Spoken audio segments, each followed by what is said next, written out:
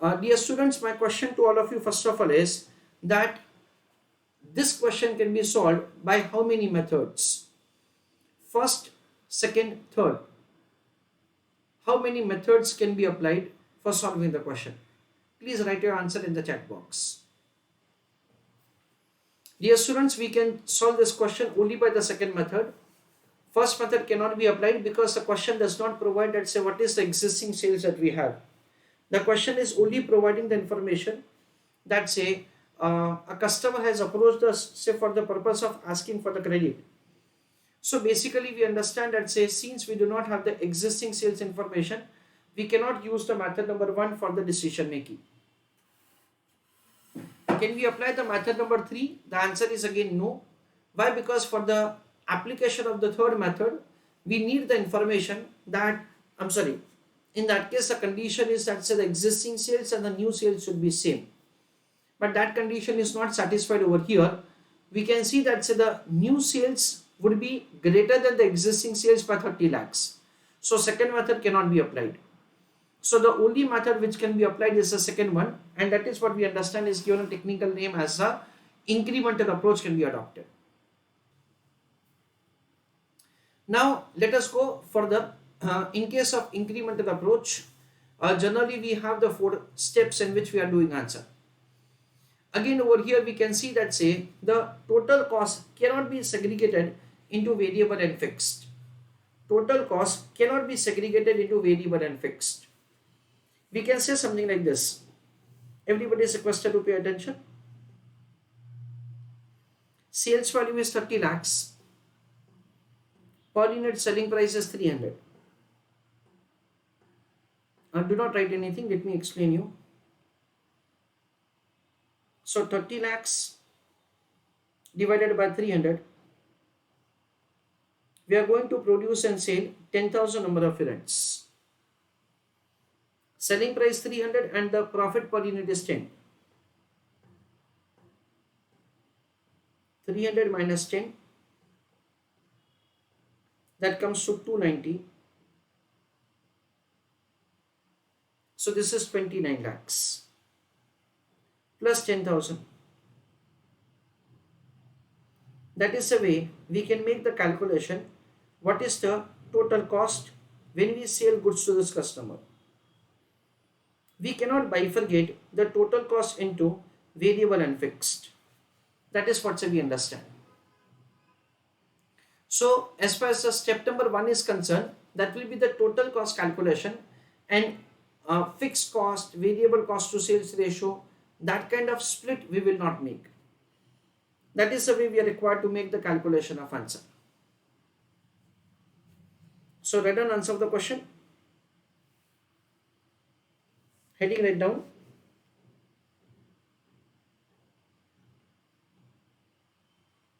Adopting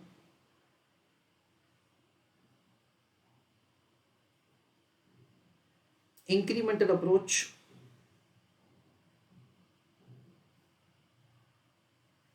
for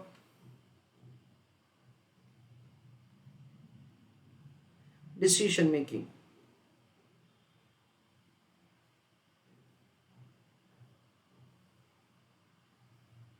In that write down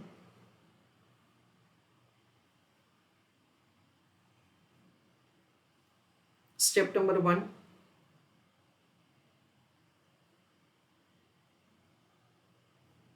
calculation of total cost. In that write down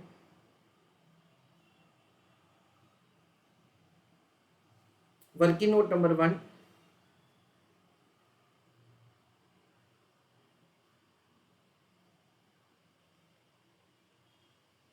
calculation of number of units.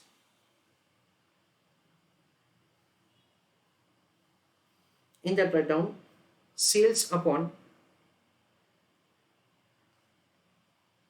selling price per unit. What is the sales value? It is 30 lakhs. And what is the selling price per unit? 300.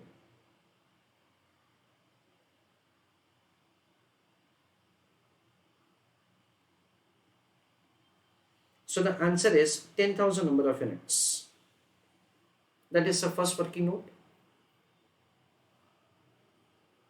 Write down answer along with me. Calculation of total cost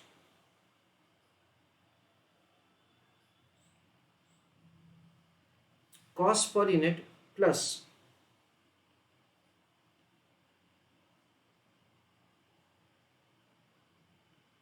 extra recurring cost. What is the selling price per unit? 300. Profit per unit is 10.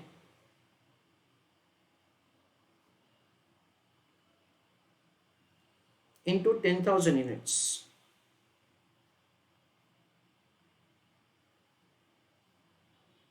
So 290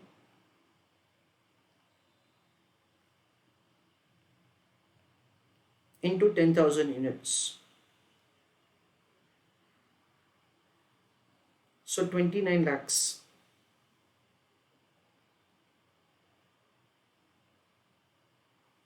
Plus 10,000.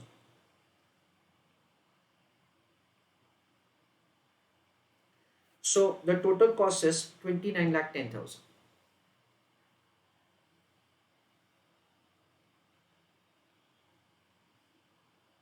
Step number 2.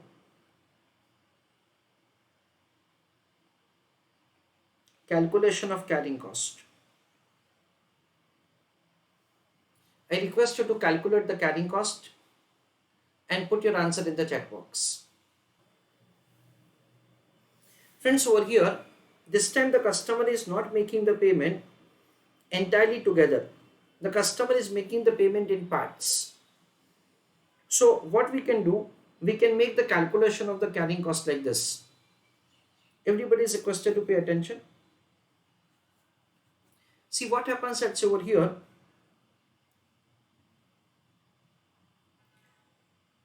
The cost that we have incurred is 29 lakh 10,000. Listen me carefully. 29 lakh 10,000 into 20%, because 20% of the bill is paid in 30 days, divided by 360 into 30 into cost of capital is 18%. So my 20% of the funds is blocked for 30 days plus 29 lakh 10,000 into 30% divided by 360 into 60 into 18%. So my 30% of the funds is blocked for 60 days. 29 lakh 10,000 into again 30% divided by 360 into 90 into 18%.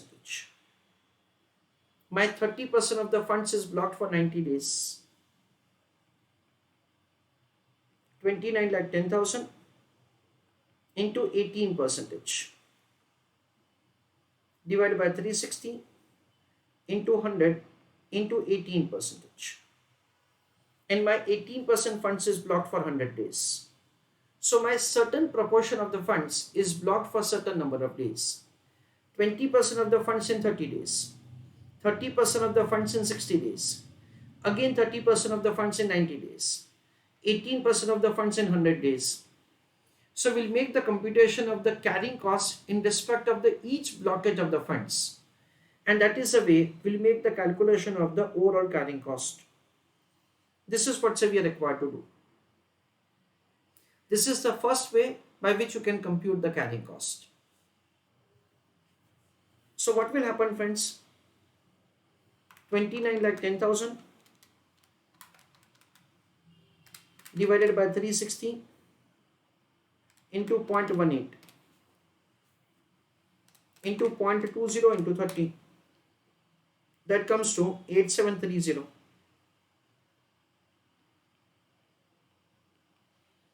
plus into 60 into 0.3. That comes to 26,190.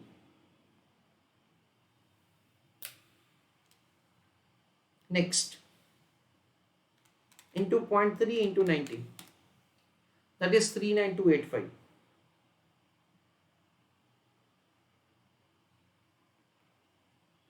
Next, into 0.18 into 100. That is 26190. 8730 plus 26190 plus 39285 plus 26190. 1,03,95. So we make the computation of the carrying cost in respect of the each blockage of the funds, and we make the computation of the overall carrying cost that we have. This is the way, say, we have made the calculation of the answer. I request all of you to write down answer. Dear students, this is a very detailed and like the systematic method by which we can do answer. At the same time, we can do answer with a shortcut method. The shortcut method can work like this.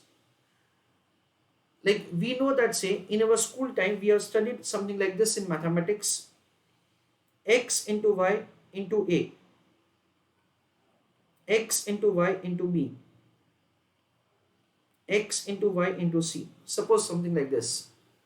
Then in that case, what you can do? X into y can be taken common. In bracket, you can write a plus b plus c. That is the way, so you can have the like working. Same is the case which is applicable over here.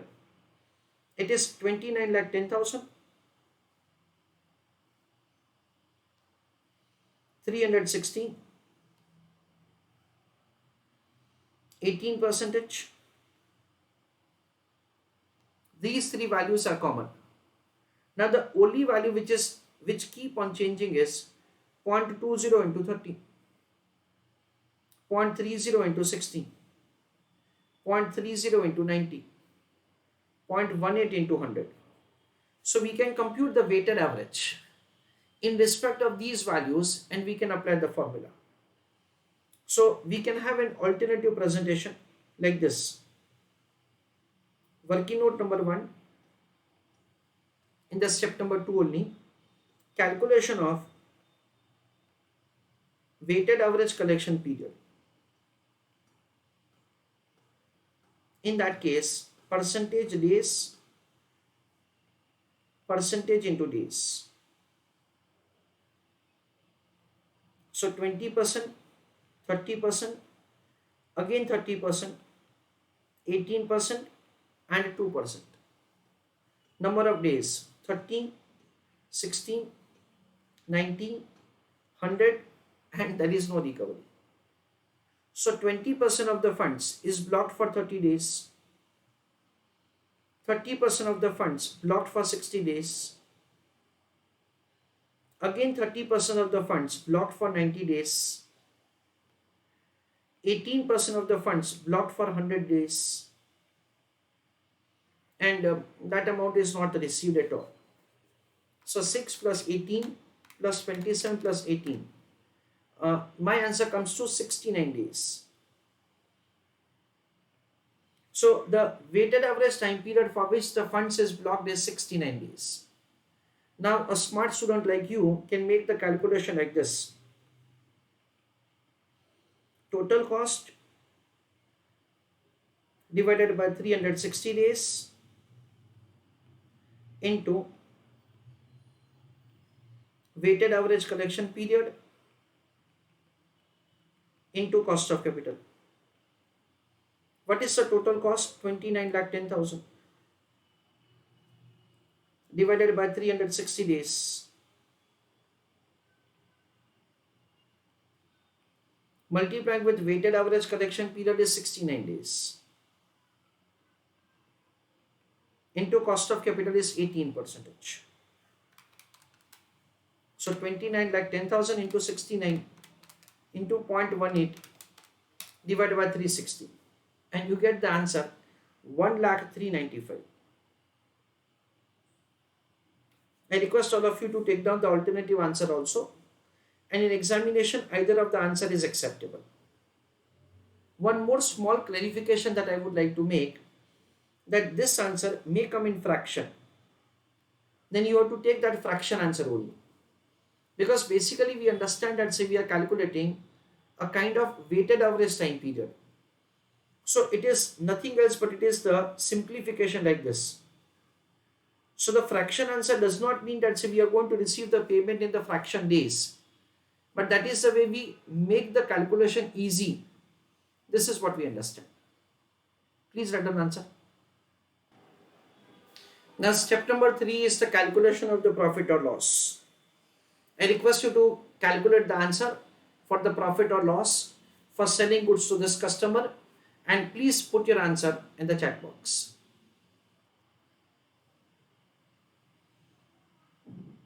Step number 3, calculation of the profit or loss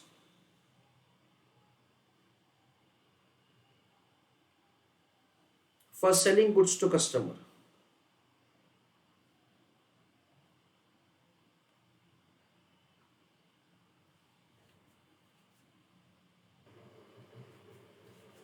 So let us have understanding how to do answer. First of all, we'll write the sales value. Sales value is an amount of rupees 30 lakhs less total cost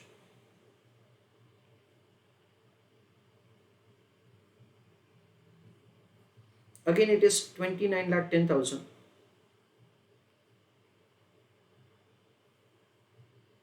less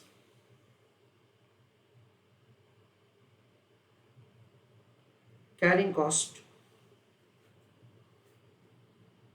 it is 1 lakh 395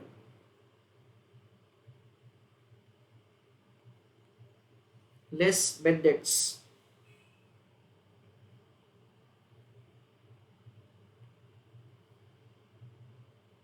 $30 lakhs into 2%,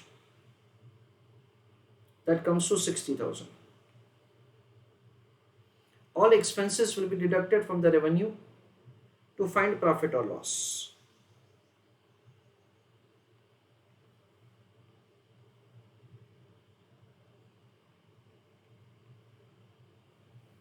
$30 lakhs minus 29 lakh 10,000 minus 1 lakh 395 minus 60,000. So it is 70395 because 2% of the bill is not collected. That is the reason. I request you to take down answer. So we can say finally like this. The company is advised not to sell goods to the customer.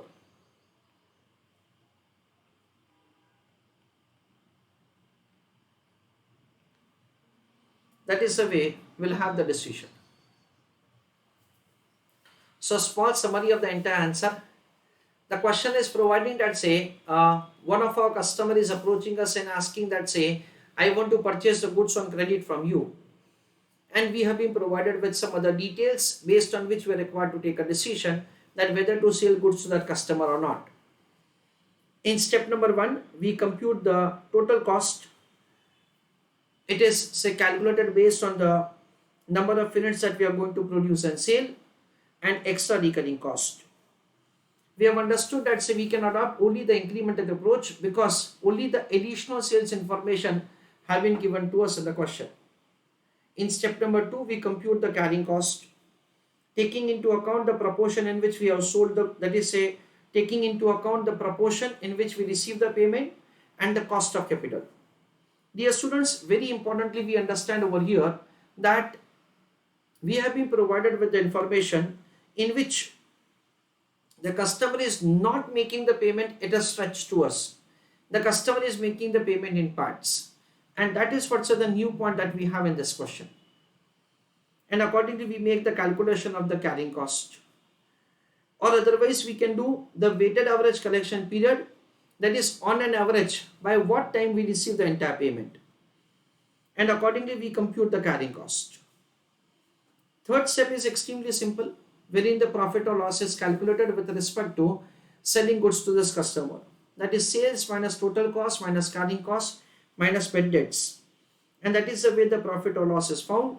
The company is advised not to sell goods to the customer. Friends, over here just one more point which I would like to tell all of you is that say sometimes I come across to a question by students in which they have a point like this. So sales is clear, total cost is clear, bad debts is clear. However, with respect to carrying cost, I was thinking something like this. Let's say I want to compute the carrying cost on 29 lakhs instead of 29 lakh 10,000. Why? Student has a kind of argument that, sir, I want to make an assumption that this extra recurring cost is not incurred at the beginning of the period, but it is incurred at the end of the period. This is incurred at the end of the period. I want to make an assumption like that. Can I make such assumption for the purpose of doing answer? That is the kind of question to which I come across number of times. The answer to that question is yes. You may make an assumption that say the extra recurring expense is incurred at the end of the period, and accordingly you compute the carrying cost only on 29 lakhs instead of 29 lakh 10,000. That is also an acceptable answer, so from examination point of view. Friends, whenever we have been provided with the carrying cost, the collection cost, then for the collection cost component, so the carrying cost is not calculated. Because again we have an assumption that the collection cost will be incurred at the end of the period. So in respect of that, the no carrying cost will be found.